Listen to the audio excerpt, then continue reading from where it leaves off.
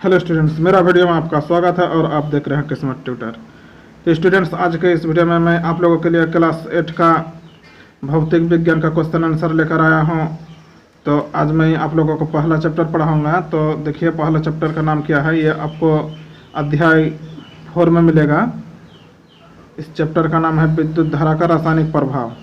आप लोगों को विज्ञान का नाम सुनते ही भय घुस जाता है कि विज्ञान का क्वेश्चन आंसर याद ही नहीं होता है, याद ही नहीं रहता है ज़्यादा देर तक। तो याद क्यों नहीं रहता है? क्योंकि कहीं ना कहीं आप लोग उस वर्ड को पहली बार सुनते हैं, पहली बार याद करते हैं, इसलिए वो याद नहीं हो पाता है।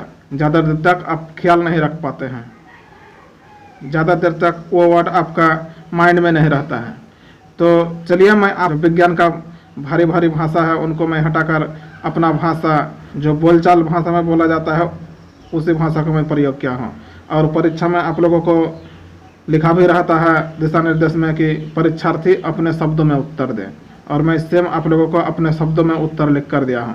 तो यहाँ पर मैंने कैटेगरी वाइज क्वेश्चन को सेलेक्ट किया हूँ कि सबसे पहले आप लोगों को अति लघु उत्तरी प्रश्नोत्तर आप लोगों को मैं बताऊँगा। तो देखिए, पहला नंबर क्वेश्चन है कि किसी वस्तु पर इच्छित धातु की परत निक्षेपित करने की प्रक्रिया को क्या कहते हैं? यानी आप जब किसी वस्तु पर आप पेंट करते हैं तो उस प्रक्रिया को क्या कहते हैं? तो विद्युत लेपन। अब आगे हम लोग विद्युत लेपन किसे कहते हैं वो पढ़ेंगे, तब आप लोगों को समझ में और अच्छा से आएगा।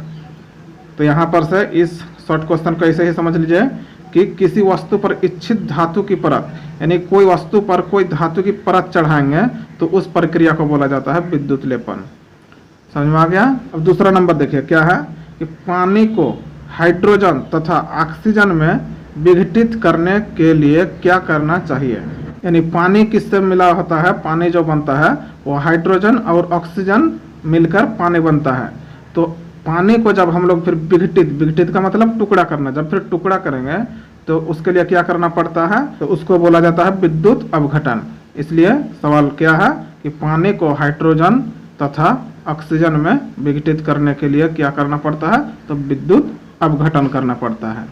अब तीसरा नंबर देखिए क्या है कि खाद्य पदार्थों को संरक्षित करने के लिए लोहे के डिब्बे पर किस धातु का विद्युत लेपन किया जाता है?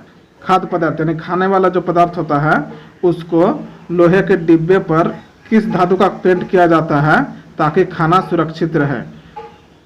संरक्षित मतलब सुरक्षित रहना।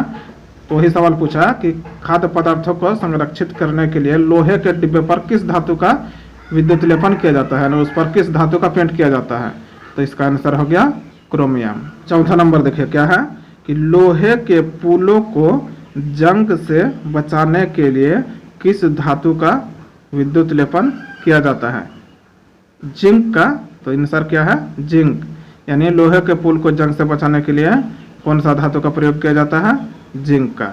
पांचवा नंबर देखिए क्या है कि भीगे हाथों से विद्युत उपकरणों को छूना क्यों खतरनाक होता है?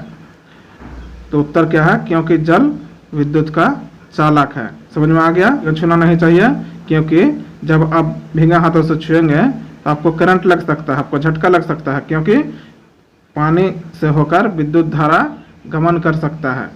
6 नंबर देखिए क्या है कि दो द्रव्यों का नाम बताइए जो विद्युत का चालन करते हैं।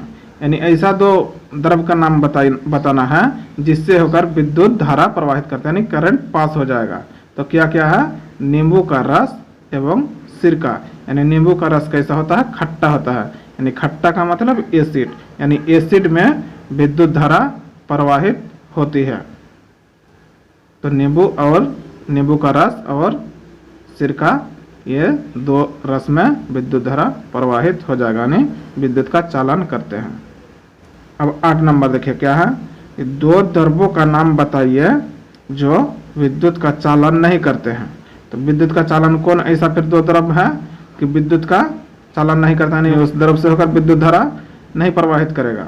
तो क्या है? एक आसुत जल और एक वनस्पति तेल। आसुत जल का मतलब हो गया शुद्ध पानी। जैसे शुद्ध पानी कौन सा हो गया? जैसे वर्षा का जल। यदि आप वर्षा का जल को कटोरा में लेकर यदि उसमें आप करंट पास करेंगे तो उसमें फिर करंट नहीं पास होगा, क्योंकि वो शुद्ध जल है। आप भाप वाला जल भी बना सकते हैं घर पर, उससे करंट पास नहीं होगी। और वनस्पति तेल में 9 नंबर देखिए LED यानी लेड क्या है, तो यह प्रकाश उत्सर्जक डायोड है। इसका इंग्लिश में लाइट इमिटिंग डायोड। यदि यहाँ पर आपका यह भी सवाल पूछ सकता है कि LED का फुल फॉर्म क्या है, तो उस समय आपको लाइट इमिटिंग डायोड लिखना है। LED का full form light emitting diode. 10 number देखिए क्या है कि टेस्टर का हिंदी नाम लिखें। तो टेस्टर का हिंदी नाम क्या है, संपरीक्षित। टेस्टर का मतलब जिससे करंट चेक करते हैं, विद्युत का जो मिस्त्री होता है उनके पास देखे होंगे, तो वो टेस्टर इंग्लिश में बोला जाता है, उसका हिंदी नाम हो गया संपरीक्षित।